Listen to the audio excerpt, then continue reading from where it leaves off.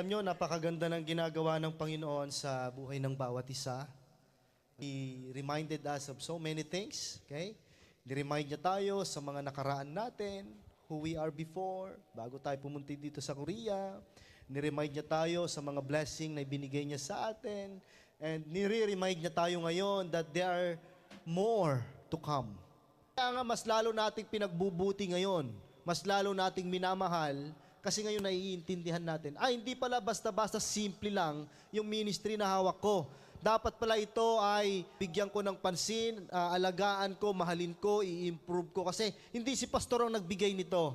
Ang nagbigay walang iba kundi ang ating Panginoon. Nabubuhay ako para purihin ka, Panginoon. Ang buhay po natin ay ibinigay ng Panginoon not for us, but for Him. Ito ay pagkakataon mo para yung buhay na meron ka ay ialay mo sa Kanya.